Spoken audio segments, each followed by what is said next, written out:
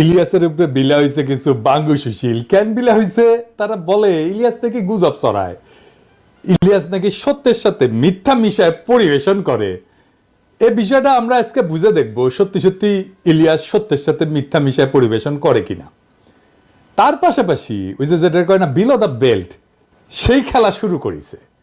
কইতেছে ইলিয়াস নাকি million million dollar income করে। উরে বাবা, ভিডিওর ভিউ থেকে সোশ্যাল ব্লেড নামে একটা সাইট আছে, উঠে গেলে দেখবেন যে এই কোন সাইট কোন ইউটিউব চ্যানেলের কেমন ইনকাম হবার পারে, হ্যাঁ, এটা একটা ধারণা দেওয়ার চেষ্টা করে। ওইটা দেখে বাঙালিরা ভাবিছে বা এটা চমৎকার জায়গা পেয়েছি তো, বিশাল প্রচুর জ্ঞান আহরণ করিচ্ছি তো। তারপরে উটি থেকে ওগুলো নিয়ে এসে কপি পেস্ট করে ওই জ্ঞান বিলানোর চেষ্টা করে। যারা অনেকদিন থেকে ইউটিউবিং করেন, ইউটিউব করতে করতে বাল পাকায় ফেলছেন, তারা ইলিয়াসের ভিডিও যদি দেখেন তাহলে বুঝতে পারবেন যে ইলিয়াসের ভিডিওর বেশিরভাগ ভিডিওর এই মনিটাইজেশন মানে টাকা আসে না আর কি। এইটা শুধু ইলিয়াস না, সারা দুনিয়া যারা অ্যাক্টিভিজম করে তাদের জন্য এটা একটা বড় সমস্যা। কারণ তাদের ভিডিওতে ভায়োলেন্স থাকে, ভায়োলেন্ট ছবি থাকে, ভায়োলেন্ট ক্লিপ থাকে।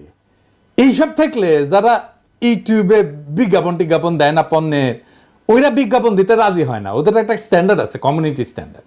ওইটার মধ্যে ভায়োলেন্ট ছবি, রক্তপাত ইত্যাদি ইত্যাদি এইসব থাকলে ভিডিও মনিটাইজেশন করা যায় না। এটা ছাড়াও ওই দেখেন পুলিশ মার্চ করিচ্ছে, মারিচ্ছে, এই সমস্ত জিনিস থাকলে, মিলিটারি মার্চ করিচ্ছে, রক্তপাত হচ্ছে, এইরকম জিনিস থাকলে কখনোই ওই ভিডিও মনিটাইজেশন করা যায় না। এটা ছাড়াও আরো সমস্যা আছে, সেটা হইতেছে পলিটিক্যাল ভিডিওতে রিপোর্ট হয়, প্রচুর রিপোর্ট হয়। অনেক বেশি যদি রিপোর্ট হয় তাহলে মনিটাইজেশন অফ হয়ে যায়। ইলিয়াস যদি মিলিয়ন মিলিয়ন ডলার কামাইতো তাহলে উবের চালায়, তার পেট চালাইতে হইতো না। যারা মেলা চেষ্টা চরিত্র করিছে, ইউটিউবার হবি, ফেসবুকার হবি, মেলা মানুষ চিনবি, যারা যখন পারেনি তখন ওই ঈর্ষা ওটা ঢেলে দেয় ইলিয়াসের উপরে। আপনি চিন্তা করেন, যে ছেলেটা সারাদিন আসলে উবের চালায় নিজের পেট চালানোর জন্য, কতখানি নির্মম, কতখানি অসংবেদনশীল হইলে, কতখানি প্রতিহিংসা পরায়ণ হইলে এইরকম একটা অপবাদ দেয় একজন অ্যাক্টিভিস্টকে। ইলিয়াসের হয়তো সীমাবদ্ধতা আছে, সবারই আছে, আমারও আছে, কিন্তু বাংলাদেশের প্রশ্নে, বাংলাদেশের স্বার্থের প্রশ্নে, বাংলাদেশের জাতীয় স্বার্থের প্রশ্নে ইলিয়াস কখনো কোথাও কাউকে ছাড় দেবে না। ইলিয়াস ব্যক্তিগত লাভের জন্য দেশের স্বার্থকে কোনোদিন বিকায় দেবে না, এটা বিক্রি করবে না। এই জন্যই দেশের মানুষের অকাতর ভালোবাসা পাইছে। দেশের মানুষ না যখন কাউরে ভালোবাসে এমনি এমনি ভালোবাসে না, সে বুঝে যে কারে ভালোবাসা যায় আর কারে যায় না। অবাক ব্যাপার হইতেছে কি, যারা একসময় ইলিয়াসের ভিডিওর প্রশংসা করেছিল এখনই তারা উচ্চ কণ্ঠে সমালোচনা করছে। যাই হোক, আসেন আমরা দেখি ইলিয়াসের ভিডিও নিয়ে কথা বলি। আমি আসলে ভিডিওর কন্টেন্ট নিয়ে কথা বলবো না, আমি দেখব যে এই যে গুজব টুজব বলতেছে, সত্য মিথ্যা মিশানো বলতেছে, ওই বিষয়টাই দেখব। আসলে আমরা আসলে দেখি সত্য কারে বলে। দেখেন, আমরা যদি ধর্মের দিক থেকে দেখি তাইলে সত্য কই থাকে? সত্য কিন্তু সবসময় খোদাই, ঐশ্বরিক, এটা আদার ওয়ার্ল্ডে থাকে, এটা ঈশ্বরের কাছে থাকে, সৃষ্টিকর্তার কাছে থাকে। আমরা সত্যের নিকটবর্তী হওয়ার চেষ্টা করি। মিডিয়ার কাজ কি সত্য বলা? প্রশ্ন শুনে মনে হইতে পারে হ্যাঁ, মিডিয়ার কাজ তো সত্য বলাই। আসেন আমরা একটা ঘটনা দিয়েই এই মিডিয়ার সত্য বলার ঘটনাটা দেখি। ওই যে প্রথম আলোর সামনে যে জিয়াফতের ঘটনা ঘটেছিল না, জিয়াফতের দিন কি করেছিল? পুলিশ পিটাইছিল, তাই না? বিনা উস্কানিতে আলো নিভাই দিয়া সবাই রে পিটায় সরাই দিছিল লাঠিচার্জ কইরা। কিন্তু ওই ঘটনাটা প্রথম আলো কিভাবে লিখলো যারা ওইখানে জিয়াফত করতে গেছিল তারাই বিশৃঙ্খলা করেছে, তাই না? বিশৃঙ্খলা কে করলো? যারা জিয়াফত করতে গেছিল, যারা মাইর খেলো, তারাই নাকি বিশৃঙ্খলা করছিল। স্পষ্ট ভিডিও ফুটেজ আছে, আমি দেখাইছি, আজ আর দেখাইলাম না। দেখেছেন তো, আলো নিভাই দিয়ে খুব শান্ত, বিনা উস্কানিতে যে জমায়েত তার উপরে লাঠিচার্জ শুরু করলো বিনা কারণে। ওইখানে আলো নিভাইছে পুলিশ, কখনো ওখানে আলো নিভানো হয় না। তার মানে পুলিশ জানতো, প্রস্তুতি নিছে যে তা মারবে, তারপরে বিনা উস্কানিতে ঝাঁপায় পড়ছে।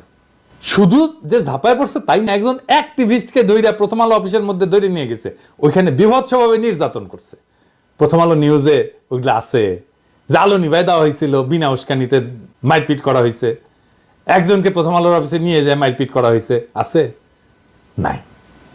তার মানে প্রথম আলো ঘটনার একটা দৃষ্টিকোণ থেকে, তাদের দৃষ্টিকোণ থেকে সংবাদ হিসেবে উপস্থাপন করছে। প্রথম আলোর উল্টা পাশের অংশ যারা, মানে আমরা, তাদের কণ্ঠস্বরকে স্তব্ধ করে দিছে।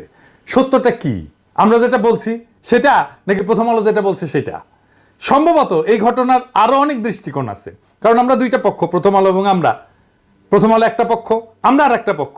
তাহলে একটা তৃতীয় নিরপেক্ষ বা অন্য আর একটা পক্ষ, আরো 3-4টা পক্ষ থাকতে পারে।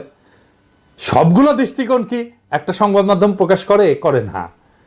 সে করে তার জন্য যেটা সবচেয়ে সুবিধাজনক সেটা প্রকাশ করে। মিডিয়া যা প্রকাশ করে সেটা ঘটনার প্রতিক্রিয়া প্রকাশ করে, ঘটনা না। আসল ঘটনাকে সে পুনর্নির্মাণ করে, বানায়। সে পুনর্নির্মিত ঘটনাকে একটা ঘটনা হিসাবে প্রচার করে, এবং এই ঘটনার বাইরে যেগুলো, সেগুলো হয়ে যায় গুজব।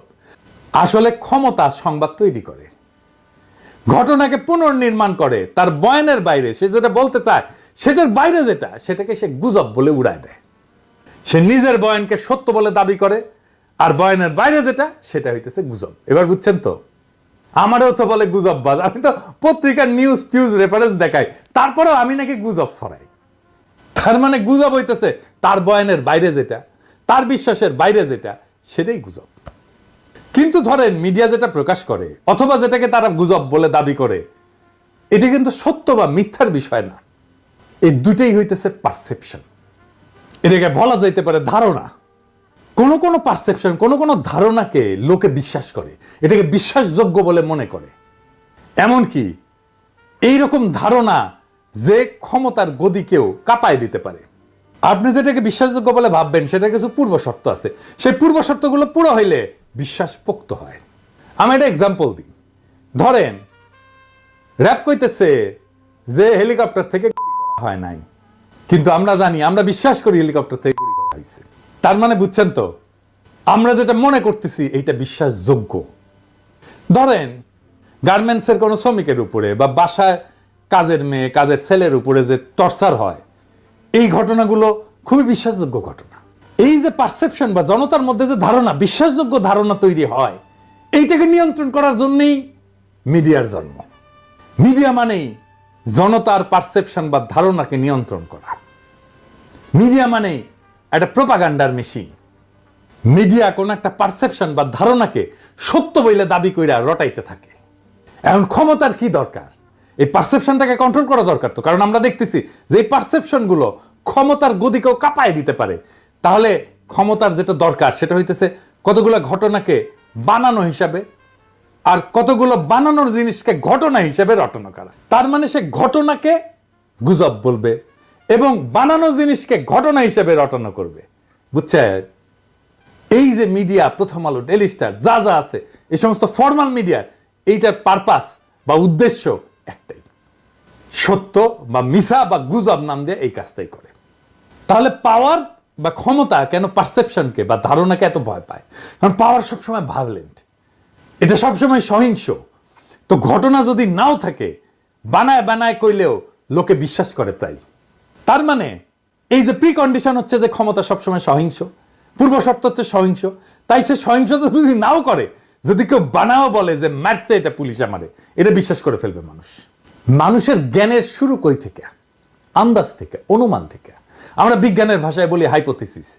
হাইপোথিসিসকে প্রমাণ করে বা অপ্রমাণ করে জ্ঞান অগ্রসর হয়। মানুষের হুশ, কালচার, তার এলেমের গোড়া হচ্ছে আন্দাজ বা অনুমান। যে আন্দাজ করে না সে বেহুশ। ক্ষমতা আপনার আন্দাজের ক্ষমতাকে নাম দেবে গুজব, কিন্তু আন্দাজ করাটা আপনার হক, আপনার অধিকার।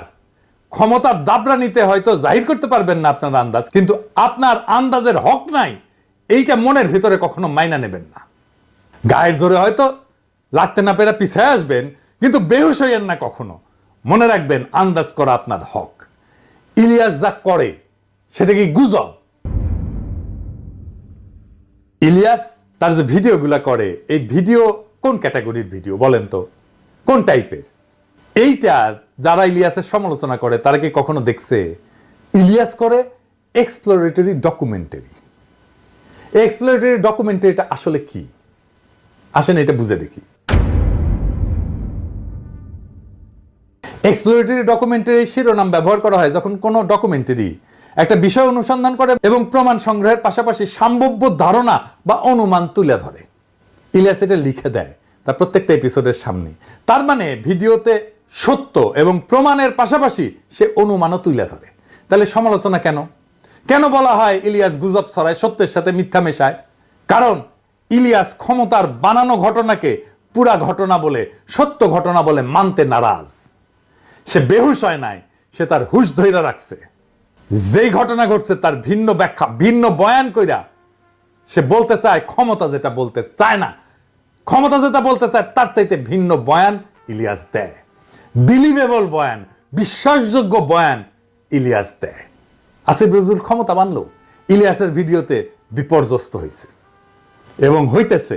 কারণ ক্ষমতা যে বয়ানটা বিশ্বাস করাইতে চায় সেইটা ধাক্কা খাইছে।